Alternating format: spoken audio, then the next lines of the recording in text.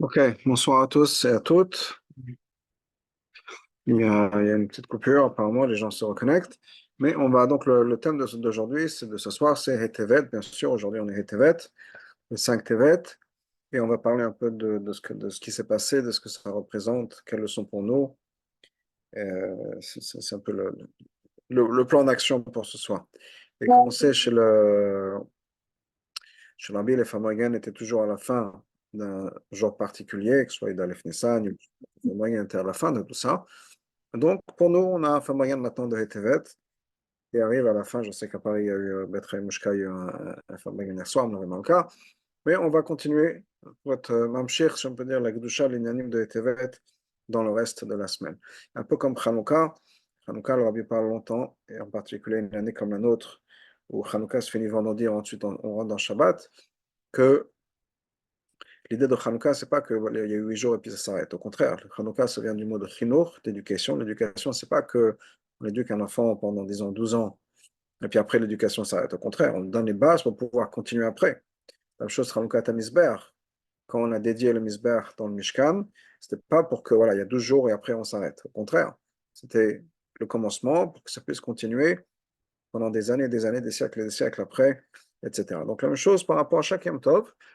On a, la leçon, c'est aussi pour ce qui se passe après. Donc, bien sûr, il y a le jour même et il y a le jour après, en particulier pour Hetevet, puisque le lendemain, Vav Tevet, le Rabbi a annoncé que, ou a demandé, ou a conseillé aux gens d'envoyer leur nom, qui va les amener au OL, et qu'on peut demander tout ce qu'on veut, et qu'il n'y a aucune raison de se gêner. Les paniers ne sont même pas lus, ils vont juste déposer au OL, et que si quelqu'un ne pourrait pas arriver au OL, un autre endroit où il y a des Gdolé Israël qui sont enterrés parce que tous les Gdolim sont connectés les uns aux autres, tous les Bate Chaim. Donc on est dans, même le Rabbi a continué la Mshachot, si on peut dire, de Etevet, chose que Hey, Vav, Zain. Donc c'est sûr qu'on peut encore profiter de l'enseignement de Hetevet. Alors Hetevet, juste pour rappeler l'histoire un petit peu, même si on connaît l'histoire, c'est toujours bien de se rappeler, c'est ça la Megillah, Megillah d'Esther, ou bien chaque année, on répète l'histoire. Il y a Megillah Yutet Kislev, où chaque année on répétait l'histoire du Yutet Kislev. L'arbitre précédent dans l'écouté d'Ibrahim dit qu'il y a son oncle, à chaque fois, répétait l'oncle de Tzemach Tzedek, répétait à chaque fois l'histoire du Yutet Kislev. Il y a une Megillah Yutet Kislev, et quand il y avait quelqu'un qui rentrait au milieu de son récit de l'histoire du Yutet Kislev, il recommençait depuis le début, parce qu'il fallait entendre toute l'histoire. Donc, on ne va pas faire ça, mais juste les points principaux de l'histoire de Hetevet. Alors, de quoi il s'agit, etc. Donc, en Tafshim Memhem 1985, on a découvert dans la bibliothèque du Rabbi, la bibliothèque du Rabbi, elle s'est étendue un peu tout ça, mais c'est le bâtiment, si on fait face au 770, avec son dos à la rue, son dos au Eastern Parkway, on fait face au 770, c'est le bâtiment tout de suite à droite du 770.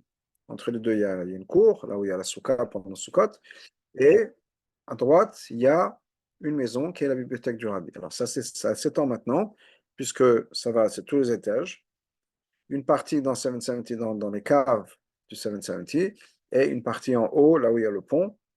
Donc tout ça, ça fait partie, bien sûr, une partie au 770. Tout ça, ça fait partie de la bibliothèque du Rabbi. Et donc on a les Sfarim là-bas. Donc en 1985, les libraires, ceux qui sont responsables de la bibliothèque, ont découvert qu'il y a des livres qui manquent. Parmi les livres qui manquaient, c'était des manuscrits de très grande valeur et des livres de très grande valeur. Donc, ce n'est pas juste des copies de l'Agada ou d'un journal qui vient de sortir qui a été volé, mais c'était des sfarim de grande valeur financière, je parle. Et aussi, bien sûr, spirituelle, émotionnelle, etc., etc. Mais il y avait aussi une valeur financière qui était liée avec ça. Et alors, bien sûr, on a installé des caméras. Et encore une fois, on est dans les années 85. Dans les années 80, donc il y a pas de caméras partout comme on a aujourd'hui. On a installé des caméras. Et on s'est rendu compte à ce moment de qui c'était.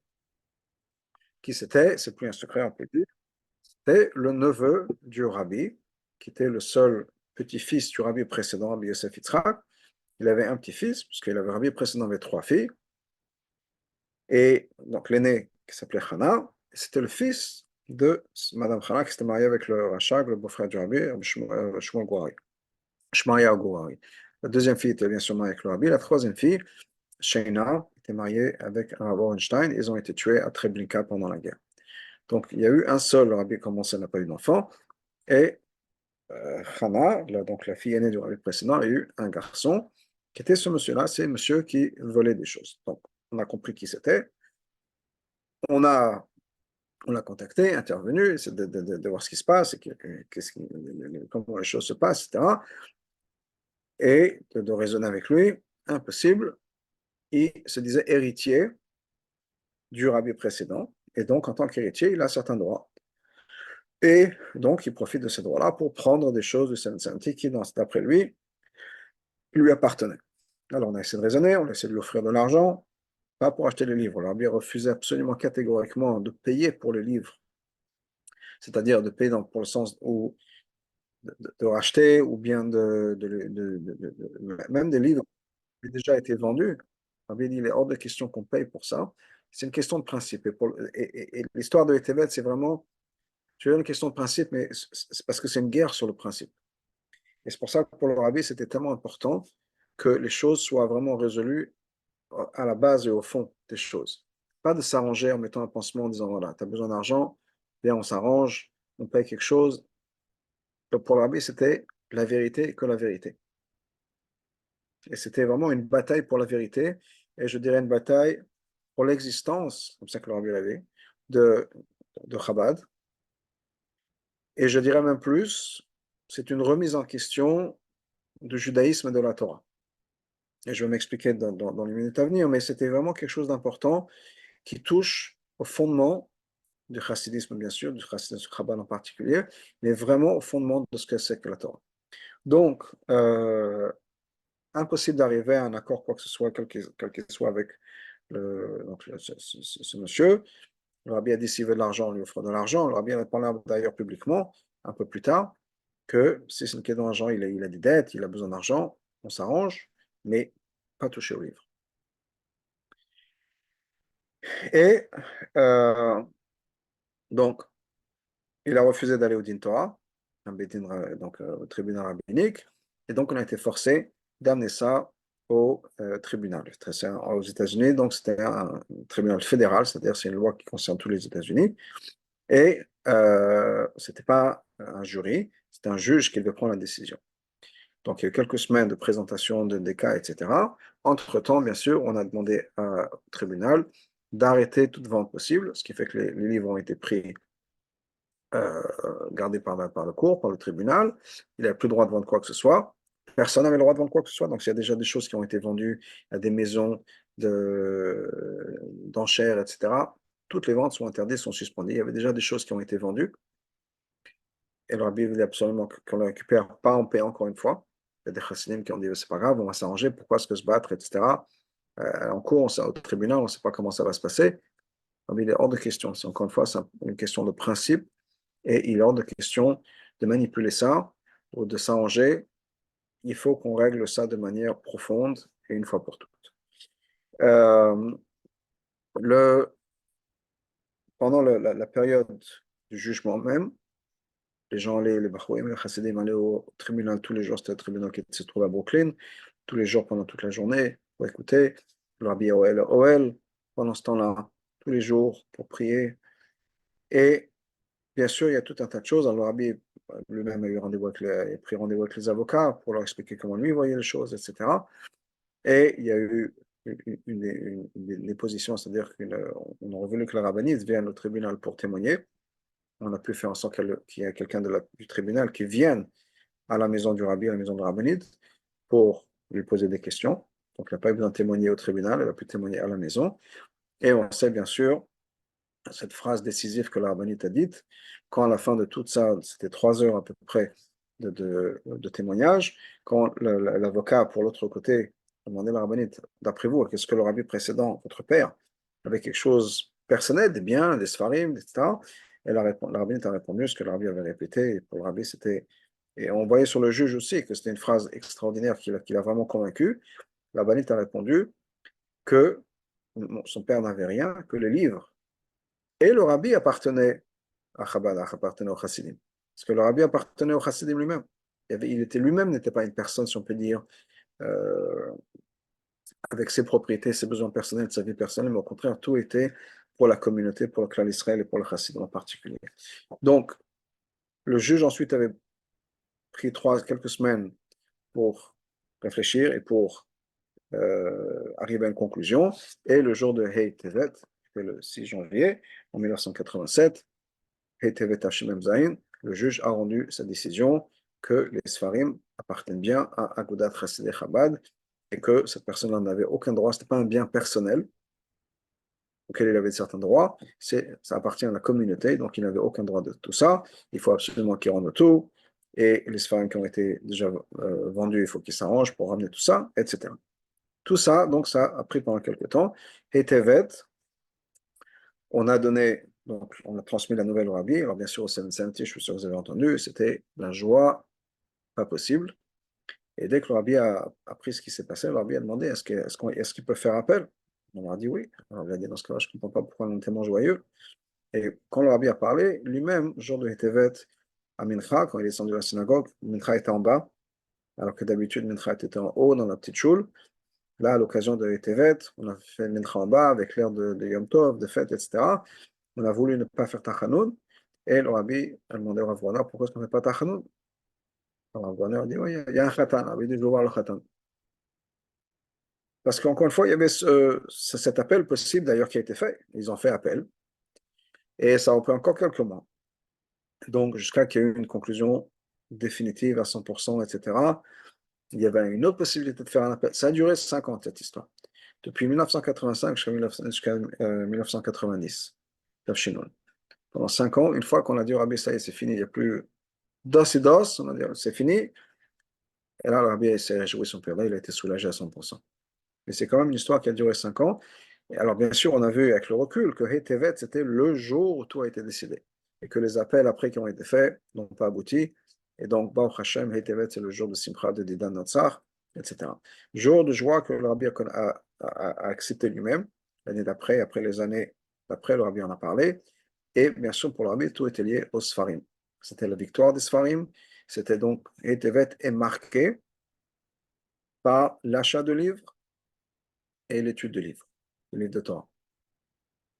Quelques mois plus tard, Bet Kislev Tafshim Memchet, les Sfarim sont revenus au 770, et le Rabbi est parti au Well ce jour-là.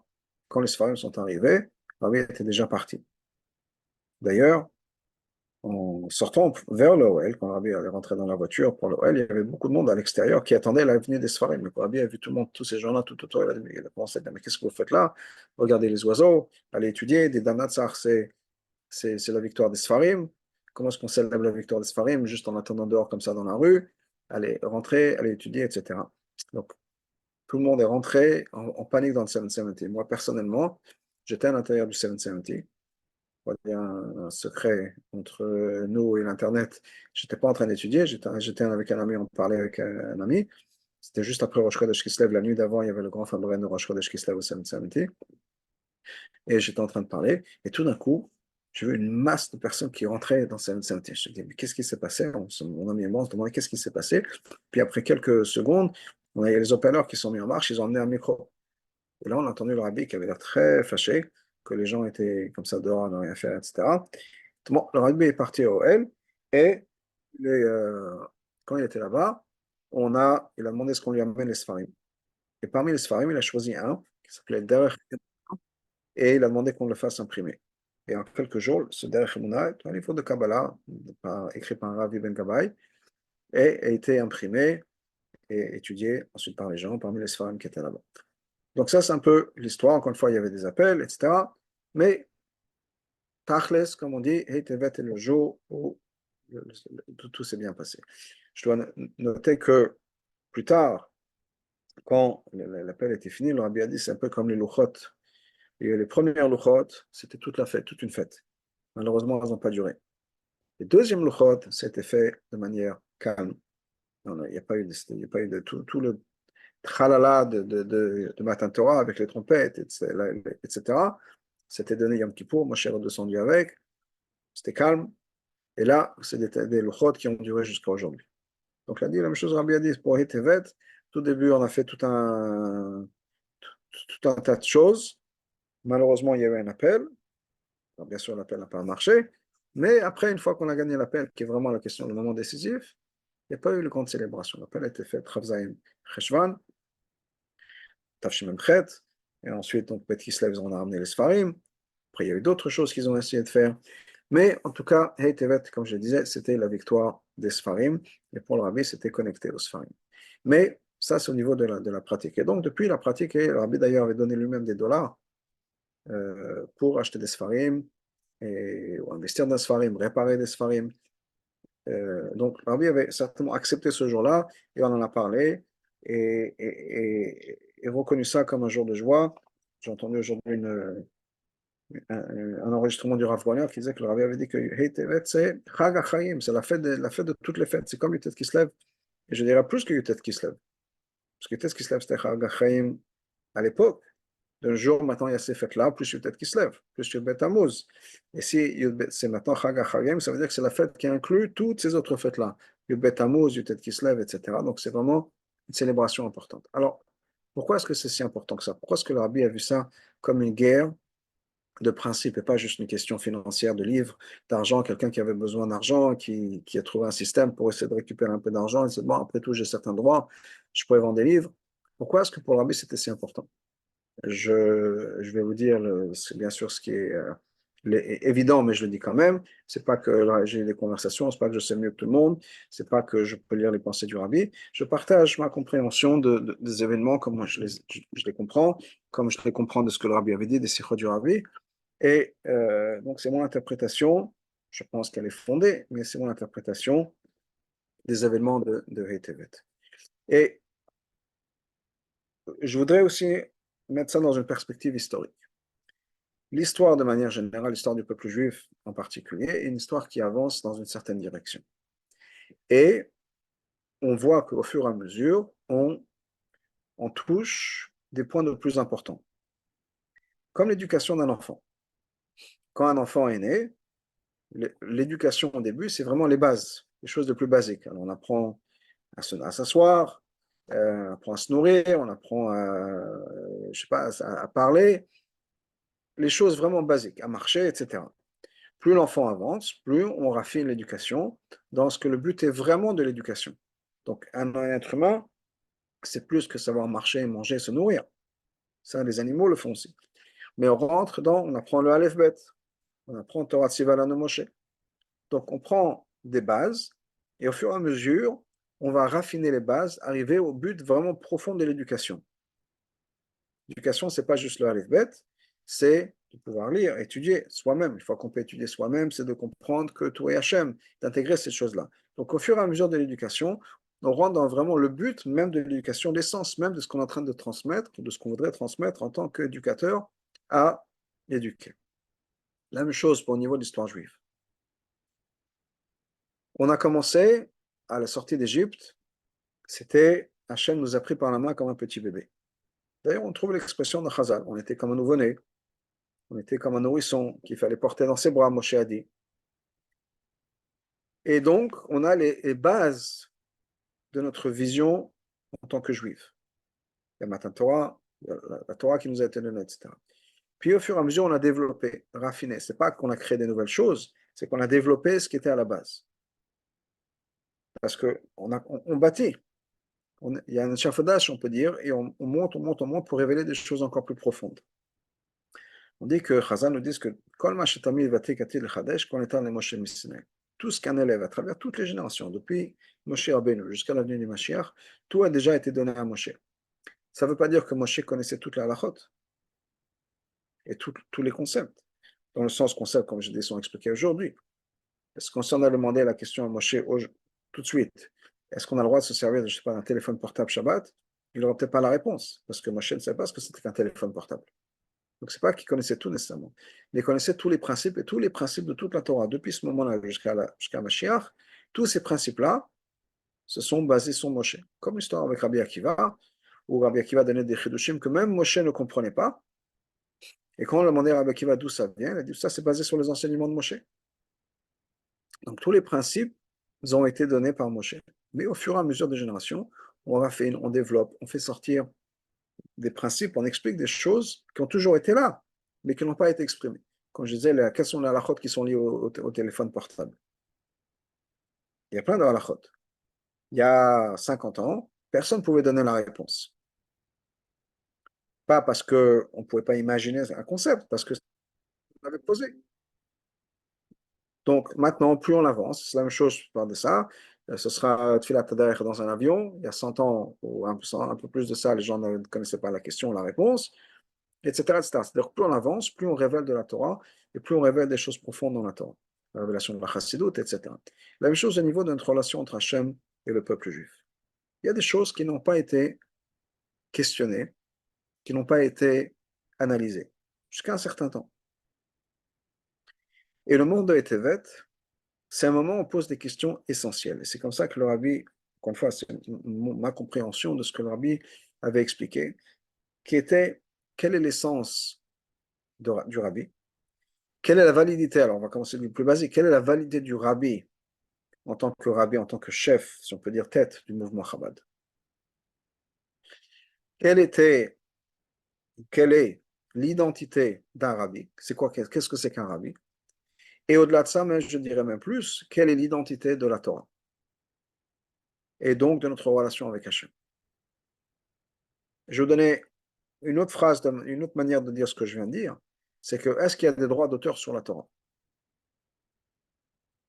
Est-ce que quand on étudie un passou, quand quelqu'un imprime un chumash de nos jours, est-ce qu'il faudrait, à la base, mettre de l'argent de côté, le jour où Moshe Rabbeinu reviendra avec Kriyat HaMetim, et il a des droits d'auteur sur le chumash, et David HaMelech sur le Teilim, et Ravina et Ravashi sur la Gemara. Après tout, c'est leur travail. Est-ce qu'il y a ce concept-là de droit d'auteur sur la Torah? Je ne parle pas nécessairement de l'impression d'un livre. L'impression d'un livre, on a vu il n'y a pas longtemps dans le Tanya, dans l'introduction, où il y a Rabbi Zouché d'Anipoli, Rabbi Yodalev Cohen, les enfants du Almorazaken, l'Almorazaken lui-même, qui disent qu'il faut protéger les droits de l'imprimeur. Ils ont fait des dépenses, ils ont le droit de récupérer leurs dépenses. Donc ça, c'est ce niveau du livre, si on peut dire, l'investissement qui a été fait au niveau du livre physiquement, de ne pas réimprimer ça. Mais le concept, est-ce que quand quelqu'un prend un concept de Chassidut, un concept de Tanya, est-ce qu'on doit quelque chose, si on peut dire, Al-Murazaken? Est-ce que le Tanya, c'est la Torah du Al-Murazaken? Ça lui appartient à lui, c'est ses Chidushim à lui, ça lui appartient. Bien est-ce que ça appartient à Klal Israël? Est-ce que le Chumash appartient à Moshe Rabbeinu? Bien est-ce que ça appartient au patrimoine, je vais dire culturel, religieux, ou quel que soit le nom qu'on donne, de Klal Israël? Ce qui veut dire que Moshe Rabbeinu, est-ce que Moshe Rabbeinu est un auteur avec des talents, bien sûr, mais un auteur personnel de ce qu'il a enseigné, ou bien il n'est que le messager d'Hachem pour révéler la Torah. Et la question est une question profonde, importante, qui, encore une fois, qui va toucher à l'essence de la Torah, l'essence d'un tzaddik, l'essence du rabbi, et en particulier dans ce cas-là, l'essence de la validité du rôle du rabbi par rapport à Chabad. Pourquoi est-ce que je dis ça? Quel était l'argument contraire à ce que le rabbi disait? L'argument contraire était, le rabbi précédent était un homme, un individu, un grand tzaddik, mais un individu, comme tout le monde. Être un tzaddik, c'est une relation entre Hachem et soi, c'est-à-dire que la personne elle-même est quelqu'un qui fait tout ce qu'Hachem veut, disons, pour simplifier les choses. Mais c'est un être humain quand même. Et donc, il a des possessions. Et donc, les livres qu'il a lui appartiennent. Il veut les prêter, c'est gentil à lui. Mais en tant qu'être humain, c'est sa vie privée, c'est sa vie personnelle, c'est ses livres, ses affaires à lui personnelles. Et il en fait ce qu'il veut. Une fois qu'il a quitté ce monde-là, il y a des héritiers qui vont venir et ils ont le droit de se partager les propriétés privées de le membre de leur famille. Je parlais tout à l'heure de Moshe Rabbeinu, est-ce qu'il a des droits d'auteur? Est-ce que ses enfants peuvent venir et demander, voilà, notre père, Moshe Rabbeinu, a écrit un livre, etc. On veut des droits d'auteur, c'est à nous, la Torah nous appartient. Est-ce que est-ce que c'est valide? Et si c'est valide, qu'est-ce que ça veut dire pour la Torah? Qu'est-ce que ça veut dire pour tout notre héritage, notre relation par rapport à Hachem? Est-ce que la Torah, c'est la Torah d'Hachem et Moshe n'était que le messager, ou bien est-ce que la Torah, c'est le message de Moshe Rabbeinu? Et en tant qu'individu, alors c'est un individu, encore une fois, talentueux, avec, et généreux, qui a partagé ça avec nous, mais en fait, la Torah, c'est une Torah humaine. Donc ça va, la question est quelque chose qui va de manière, qui est très profonde et très forte, et je veux dire presque très dérangeante, dans le sens où si on a la mauvaise réponse, ça remet en question tout le judaïsme, et toute l'étude de la Torah, et tous les Sfarim que nous avons jusqu'à aujourd'hui. Ça, c'est de manière générale sur les Sfarim, et sur ce que c'est qu'un tzaddik. C'est-à-dire que si le rabbi précédent, encore une fois, qui est le descendant du rabbi Racham, et du rabbi Marash, et etc., du Baal Shem Tov, et du Harizam, et de rabbi Shimon Yochai, et de cette tradition qui va remonter, je disais, jusqu'à Moshe Rabbeinu, etc., tout ça, c'était des individus. La Torah leur appartient. Et leur message est à eux. Ce n'est pas un message divin, c'est un message d'un être humain.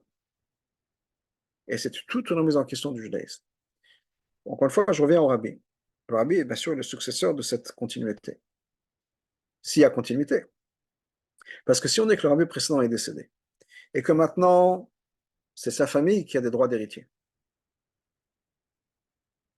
quelle est la validité de la position du rabbi? Est-ce que le rabbi est la continuation de cette chaîne de tzadikim jusqu'à Moshe Rabbeinu? Ou bien non? Il n'y a pas de continuation de cette chaîne. Le rabbi est encore une fois une personne privée, comme le rabbi précédent l'était, mais maintenant on prend du rabbi, personne privée, qui n'a peut-être aucun droit, si on peut dire, de représenter Chabad. Le rabbi précédent était le rabbi précédent, ça c'est fini, c'est arrêté, il y a eu une interruption, et qui dit que le rabbi est le rabbi? Parce qu'il a été reconnu par plus de personnes, on n'est pas tzaddik, Moshe Rabbeinu n'a pas été élu. Le rabbi par rapport à tout ça. Et je pense que c'est pour ça que le rabbi, c'est pas une question de compromis d'argent, acheter des livres, etc. Ça ne va pas résoudre le problème. Le problème doit être, encore une fois, analysé en profondeur. Le monde, l'univers doit arriver à cette réponse. Et l'univers, bien sûr, c'est Hachem. Mais Hachem s'exprime par les événements qui se passent autour de nous. Certainement, quand il y a des non-juifs qui sont impliqués, on dit qu'un juif a le libre arbitre. Pour un non-juif, il y a moins. Ils sont plus l'expression de ce que Hachem veut, si on peut dire. Comme l'Admoa Zaken a dit pour Yotet Kislev. L'Admoa Zaken a écrit une lettre à Rabbi Yitzhak de Berditchev en disant ça a été reconnu par les non-juifs, par les sarim, par les ministres et les nations, qu'on peut continuer avec la Torah, la Chassidut, etc. C'est important que, je veux dire, l'univers puisse reconnaître ça. Quand on parle de Dira B'Tartanim, que le monde a changé, le monde est prêt, le monde adhère à cette réalité, c'était vrai pour Yotet Kislev et c'est vrai pour Hetevet. C'est important que ça passe par l'univers, si on peut dire que l'univers passe passer ce message. C'est passé par le juge qui a déclaré effectivement, entre autres grâce au mot de la rabbinite, que le rabbi lui-même appartient, n'est pas une personne privée, appartient à Chabad, appartient à la communauté. C'est-à-dire qu'un tzaddik n'est pas une personne privée. Et donc, ses enseignements, sa Torah et ses Sfarim ne sont pas quelque chose de personnel, de privé. Ça fait partie du patrimoine du peuple juif, ça fait partie de notre relation avec Hachem. Si on n'arrive jamais à cette résolution, à cette discussion, à ce débat, à cette résolution, on n'a pas le message qu'il faut. C'est comme dans un couple, si on peut dire, ou dans une famille où il y a des problèmes profonds, mais qu'on ne les adresse jamais. Il y aura toujours ces problèmes. On est dans la thérapie de couple, de famille, que si on n'a pas résolu ces problèmes à soi, on va devoir les gérer dans le couple. Si on n'a pas géré ces problèmes dans le couple, on devra les gérer chez ses enfants. C'est-à-dire que les problèmes sont là. Tant qu'on ne les a pas résolus, tant qu'on ne les a pas mis à l'air, les problèmes vont toujours rester là. Donc il y a un problème, il aura bien insister pour que ce soit mis à jour. Que ce ne soit pas quelque chose qu'on va repousser, qu'on va gérer, qu'on va racheter. Ça, c'est mettre un pansement sur le problème, sur la question. La question est que l'univers a besoin de déclarer un rabbi n'est pas une personne personnelle, un individu personnel. Et c'est vrai pour le rabbi, c'est vrai pour le rabbi précédent, c'est vrai pour jusqu'à Moshe Rabbeinu. La Torah et leurs Sfarim ne sont pas quelque chose qui leur appartient de manière personnelle, c'est le patrimoine du peuple juif parce que c'est notre relation avec Hachem. Et ça, c'est quelque chose, encore une fois, ça a pris des générations jusqu'à qu'on y arrive. Il y a eu d'abord la chassidoute. Mais encore une fois, au fur et à mesure des générations, comme je disais pour l'éducation, on arrive à des sujets de plus en plus sensibles. On arrive vraiment au plus profond de la question. Donc on gère les choses à la périphérie, et au fur et à mesure, on avance vers la question de base, la question qui est la source de tout. Quelle est l'essence de la Torah? Quelle est l'essence d'un tzaddik? Quelle est l'essence d'un juif, par extension? Notre relation avec Hachem. Et ça, c'est d'une certaine manière l'histoire de Hétévet.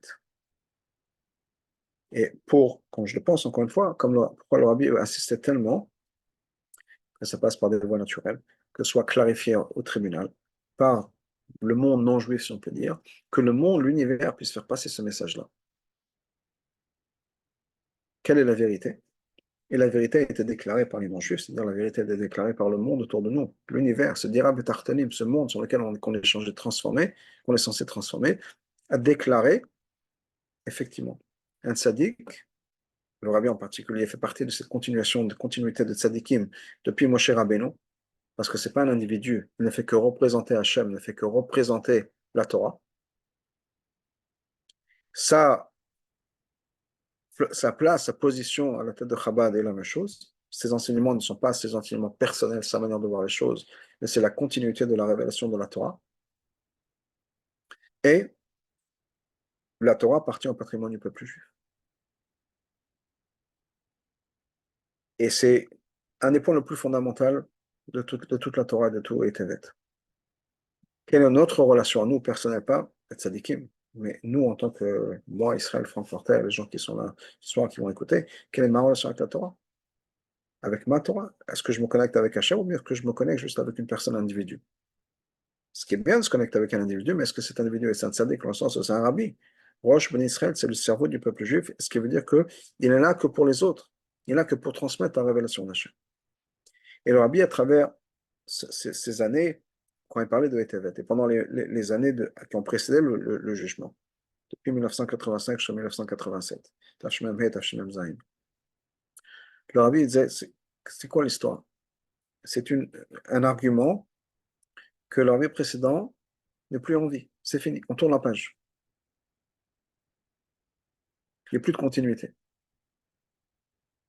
Ce qui voudrait encore une fois, il n'y a plus de continuité à la Torah, ça veut dire que le rabbi précédent peut-être était et le rabbi c'est soit il est valide, soit il n'est pas valide, soit il n'est pas à sa place, mais ça veut dire qu'un tzaddik c'est une personne, un individu, avec une vie, et il ne fait pas partie de cette chaîne de transmission. Et le rabbi a répété plusieurs fois, c'est le parachat de cette semaine, c'est le parachat à travers d'autres moments, que le rabbi précédent est toujours en vie avec nous. Parce que c'est la continuité de la Torah. La continuité de la Torah, par définition, ne s'arrête pas. Un tzaddik, ce n'est pas juste un individu physique, personnel, qui va vivre de tel à tel âge et qui part. C'est la révélation d'Hachem ici sur place, sur terre. Et donc, Chaz v'Shalom de dire que le rabbi précédent est décédé, et donc il y a un héritage, puisqu'il n'est plus avec nous, c'est ne pas comprendre ce que c'est qu'un tzaddik. Si on dit qu'il est décédé, qu'il y a un héritage, c'est qu'on n'a pas compris ce que c'est qu'un tzaddik. Et je pense que pour nous, Hétévet, c'est l'antidote à Gimel Tammuz. De la même manière que le rabbi regardait Yud Shvat c'est le jour du décès du rabbi précédent. C'est-à-dire qu'après Yud Shvat, il y a un avant Yud Shvat, un après Yud Shvat, dans le sens où, après Yud Shvat, le rabbi est mort, et on passe à autre chose, ce qui pour le rabbi était inimaginable, incompréhensible. On sait qu'à travers toutes les années de la nation du rabbi, le rabbi disait toujours c'est le rabbi précédent qui est Nassi Doreno, etc., qui passe par moi, mais c'est moi qui exprime, c'est moi qui suis le remplaçant, c'est moi qui continue son travail, mais tout ça c'est lui. Alors bien sûr, le rabbi c'est le rabbi, mais je parle comme le rabbi lui-même voyait ces choses-là. Et pour le rabbi, il a dit pendant toute cette période-là, le rabbi précédent vit en nous, vit par nous, vit de plus en plus, il est de plus en plus actif, parce que c'est quoi le rabbi précédent? C'est Chabad, c'est la Torah, c'est le judaïsme. Eh bien, je pense qu'on peut regarder nous, Gimel Tammuz, et se dire exactement la chose. Je pense qu'on a toutes les sikhot de Hetevet, encore une fois, Hetevet pas sur cette date-là, mais tout ce qui est lié avec cette histoire-là, où on peut regarder ça, on regarde, on voit combien le Bavitch est encore plus actif, Chabad est encore plus actif à travers le monde, il y a encore plus de shluchim qui sont partis en shlichut, et de Bate Chabad qui sont ouverts depuis Gimel Tammuz, comment l'expansion de la chassidut, l'explosion de la chassidut à travers le monde, dans tous les milieux, soit les milieux moins religieux, les milieux les plus religieux, de partout, partout, partout, il y a de plus en plus de Torah, de chassidut qui est révélée, etc. On voit ce qui se passe maintenant avec la guerre. Chabad et les gens, d'autres gens qui suivent le même chemin, qui font Mefsaïm, pas des gens qui sont nécessairement associés avec Chabad, et les gens qui étudient la chassidut, on voit de temps en temps les événements sur, je sais pas, sur les sites internet, tel et tel groupe, un groupe d'études de chassidut à tel endroit et à tel endroit, c'est quelque chose qui continue, qui grandit. Il y a les sikhot du Rabbi, le projet l'écouter sikhot, tout ça, c'est de plus en plus actif, ça continue à grandir de plus en plus. Pourquoi? Alors que les gens se disaient après Gimel Tammuz, c'est fini, ça y est, le Bavitch va s'écrouler, parce que sans le Rabbi, c'est le Rabbi qui tenait toute cette structure. Et bien justement, le Rabbi est encore plus actif de nos jours. Parce que le Rabbi, c'est pas juste encore une fois cette personne-là et qui nous a quittés et c'est fini. Le Rabbi, c'est la révélation d'Hachem sur terre. Et c'est ça ce qu'il représentait, c'est ça sa vie. C'est pas quelqu'un, un individu qui était brillant, bien que le Rabbi soit brillant, c'est pas un individu juste qui était un tzaddik parce qu'il faisait lui-même tout ce qu'il fallait, bien que le Rabbi faisait ça aussi. Mais c'était une personne qui n'est là que pour révéler Hachem sur terre. Et ça ne peut pas s'arrêter. Dans toutes les questions qu'on pourrait avoir sur Game of Thrones, comment réagir, comment est-ce que les choses ont changé, est-ce que ça veut dire que c'est fini, on a perdu notre lien avec le Rabbi, est-ce que ça veut dire, je ne sais pas, chacun a ses questions, et chacun vit ou a vécu Game of Thrones de manière différente, ou l'avant et l'après, etc. Chacun a sa manière. Je pense qu'on peut trouver les réponses dans les sikhot, dans ce que le Rabbi a dit autour de Hetevet. De comprendre que, effectivement, notre relation avec le Rabbi n'est pas quelque chose qui s'arrête. Le travail du Rabbi qui révèle Hachem sur terre, ce n'est pas quelque chose qui va s'arrêter. Au contraire, plus on avance vers Mashiach, plus ça se révèle fort, plus ça se révèle vite. Et le monde passe et va de plus en plus vite. Et d'une certaine manière, l'enseignement du Rabbi est tellement fort et tellement puissant. Je dis ce qui se passe maintenant avec Israël, on le retrouve dans le monde entier. Le message du Rabbi est devenu un message universel encore plus que ce qu'il était avant Gimel Tammuz. Que ce soit Mifsaïm, que ce soit comment Israël est l'endroit le plus sûr dans le monde, que ce soit d'aller voir les soldats, les encourager, faire des mitzvot, ne serait-ce que parler positif, de pas Chas v'Shalom, qu'il y a du mal. Tout ça, c'est quelque chose qui est de plus en plus fort, marqué et répandu. Donc, on voit ça de nos yeux. Donc, on a plusieurs leçons pour moi de Hétévet. Alors, bien sûr, la Torah est éternelle. La Torah va toujours continuer à gagner et à vivre. Et tout ce qui se passe, c'est le message d'Hachem. Ça, le Rabbi nous l'a toujours appris, de répondre avec une réponse spirituelle à tous les événements dans le monde. C'est un message qui passe de plus en plus, qui est de plus en plus exprimé, de plus en plus important. Il est clairement là et dans les esprits de tout le monde. Tout le monde va attendre le mot du Rabbi. Tout le monde va savoir ce que le Rabbi dit sur la situation. Il y a Jem à New York qui produit des vidéos du Rabbi, encore plus depuis les événements de Sipra Torah, de ce qui se passe de la guerre, etc. Les gens ont soif de savoir quel est le message du Rabbi parce que c'est quelque chose qui marque encore plus fort qu'avant. Et le Rabbi, comme le Rabbi l'a dit pour le Rabbi précédent, il est encore plus présent qu'avant, il est encore plus actif qu'avant, et encore plus en vie qu'avant. Donc ça, c'est une chose. N'oublions pas non plus que tout ça est lié avec les Sfarim, ce message qui s'est passé. Qu'un tzaddik n'est pas une personne individuelle. Un tzaddik, c'est représenté Hachem. La Torah, c'est le patrimoine du peuple juif. Donc, n'oublions pas que tout ça s'est passé par des livres. Donc, comme le Rabbi l'a dit, il faut que nous canalisons cette victoire, cette relation avec Hachem que nous avons par l'étude de la Torah, par le livre. C'est incontournable. Et pour l'Rabbi, je pense qu'il n'y avait rien de plus que la Torah, tout était la Torah. Tout était la Torah. Et donc, je vous encourage à prendre les décisions de Hetevet, pardon, et bien sûr, d'acheter des livres, ça n'a pas été fait, mais d'étudier. D'étudier, de s'informer, de partager, bien sûr. Ça a toujours été très important pour la vie, de partager la Torah qu'on a appris, et que ça continue à grandir. Ce n'est pas quelque chose qui se fait une fois, mais que ça continue à grandir. On continue à étudier de plus en plus de Torah, chacun à sa manière, On a Baruch Hashem, le site que j'ai fait, qui est là pour répondre à la Torah où on veut, quand on veut, partout. On peut se brancher, on étudie un shiur, même si on est dans la voiture ou autre, on peut écouter un shiur, on peut voir un shiur, les opportunités sont là. Pour tout ce qui est toutes les dimensions, pour toutes les disciplines de la Torah, on y a accès. Donc, il faut vraiment prendre une achlata, que ce soit quelque chose qu'on étudie de manière sérieuse. Dans 5 jours, c'est le 10 Tevet, qui est 30 jours avant Yud Shvat. Donc, c'est aussi un moment particulier pour prendre des décisions dans l'étude de la Torah du Rabbi. Yud Shvat, entre autres, à part tout ce que Yud Shvat représente, c'est aussi l'année, le commencement du cycle du projet L'écoute Sichot. Le projet L'écoute Sichot, c'est un projet à travers le monde, avec une étude des Sichot du Rabbi, avec un certain calendrier. C'est en moyenne 2 Sichot par semaine. Et il y a tout un calendrier, un site internet qui est très bien fait, avec des shurim en français, en anglais, en hébreu, en yiddish, dans toutes les langues que vous voulez, les textes des sikhot, il y a des résumés, il y a tout ce que vous voulez. Je vous encourage à suivre. Et, mais ce qui est important, c'est pas ce site ou ce site-là. C'est important, c'est bien sûr de pouvoir étudier la Torah. S'il y a des gens qui ne font pas encore Chita, ou Rambam, c'est bien sûr une priorité. De faire Rambam tous les jours, que ce soit c'est faire un mitzvot, un chapitre, 3 chapitres, bien sûr ensuite Ritat.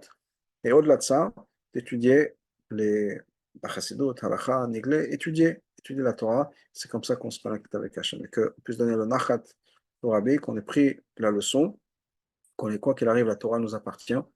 C'est pas, ça appartient pas aux autres, mais c'est l'héritage, le patrimoine de chaque juif, qu'on puisse donner ce Nachat au Rabbi, qu'on puisse donner ce Nachat à Hachem, et que de retour, Hachem puisse nous envoyer la Géoula, et qu'il n'y ait plus de souffrance dans le monde, que tous les otages reviennent à la maison sains et saufs, en bonne santé morale et émotionnelle, et qu'on puisse savoir, Natati Shalom Baaretz, la paix en Israël, la paix dans le monde, avec un de Mashiach, Bezrat Hachem.